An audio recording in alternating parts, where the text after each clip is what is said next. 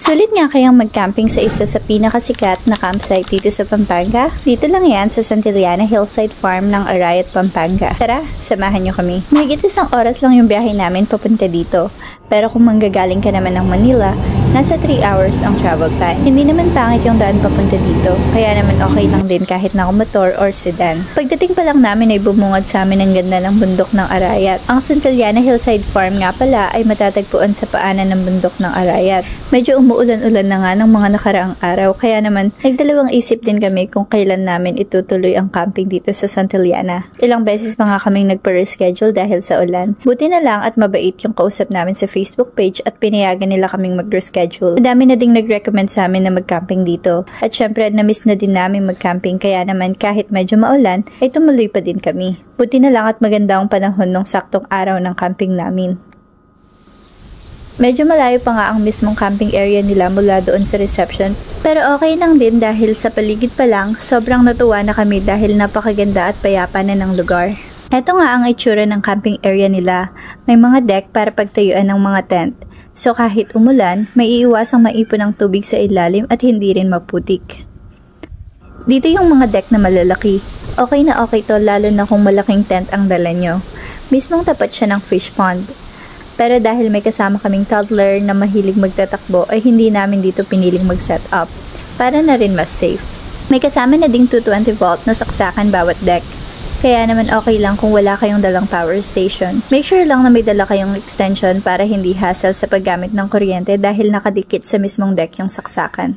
Dito na lang pala namin na pag-deciden mag-set up dahil mas malapit din siya sa pool area. Nung dumating nga kami ay wala pang ibang nagka-camping. Siguro dahil maulan ang panahon. Bago mag-set up, inikot muna namin ang lugar. Hindi lang pala tent pitching at car camping ang meron dito. May glamping area din sila kung saan meron silang air-conditioned tent. Kung hindi nyo naman trip mag-tent, meron ding 3-top at 3-house cabin for couples na nakaharap sa Mount Arayat. Perfecto lalo na kung wala kayong dalang camping gear. Ito nga pala ang pool area nila. Malinis at malinaw ang tubig ng mga pool. Marami silang pool for adults and for kids.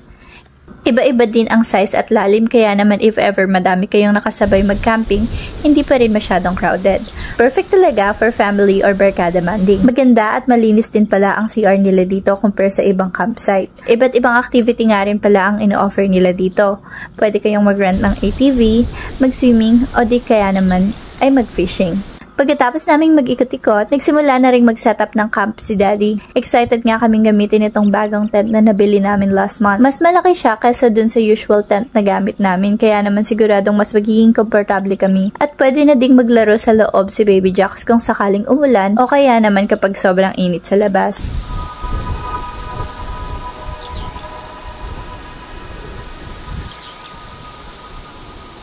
Ew, yuck! Ew!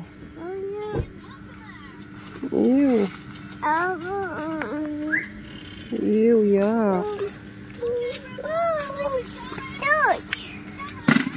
After naming mag-set up, kumain na din kami. Medyo late na nga ito for lunch pero buti na lang din at nakapagluto na kami sa bahay bago umalis. Naisip kasi namin na mas maganda kung may food na kaming dala, at least kahit mapagod sa pagsiset up ay makakakain kami agad para na rin tipid sa oras. Syempre, gusto naming masulit yung time namin dito. Habang kumakain nga kami ay may bumisita sa aming grupo ng kambing. Pagkatapos naman namin kumain ay naligo na din kami sa pool. Sobrang enjoy nga ang Baby Jax namin dito dahil saktong-sakto lang sa height niya yung pool na napili namin liguan. Sakto lang din yung temp ng tubig. Hindi malamig at hindi rin gaanong mainit. Ang sarap mag-relax dito sa tubig kaya naman ilang oras din kaming nagstay dito. After namang maligo, natulog muna si Baby at napagod yata sa paglalaro sa pool. Habang tulog naman si Baby Jax, medyo lumalakas yung hangin at mukha ngang uulan kaya naman kahit hapon pa ay nagready na kami ng makakain para sa hapunan. Nagluto lang ako ng chicken in sweet and sour sauce. Basta sinundan ko lang yung recipe sa TikTok. Masarap naman daw sabi ni Daddy. Wala naman kasi siyang ibang choice. Pagtapos ko namang magluto ay kumain na din kami para kung sakali mang umulan at least makakapag-stay na lang kami sa loob. Pero buti na lang din at hindi natuloy ang ulan.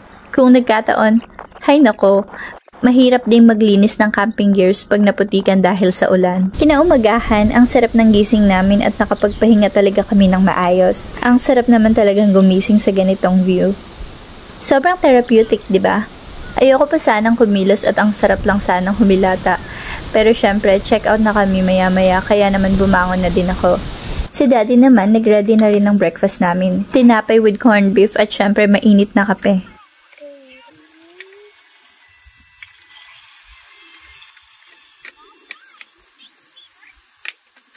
After nga nito ay naligo pa ulit kami sa pool ng ilang oras bago magsimulang magligpit ng mga gamit. 11 AM nga pala ang check-out namin. 2 PM naman kami nag-check-in kahapon. Ito nga pala ang mga nagastos namin. Sa entrance, 700 per head. So, 1,400 kaming dalawa ni Daddy. Tapos libre pa si Baby Jax. Sa food, nasa 1,000 ang nagastos namin at 500 naman sa gas. So, total is 2,900 para sa 2 adults at 1 toddler.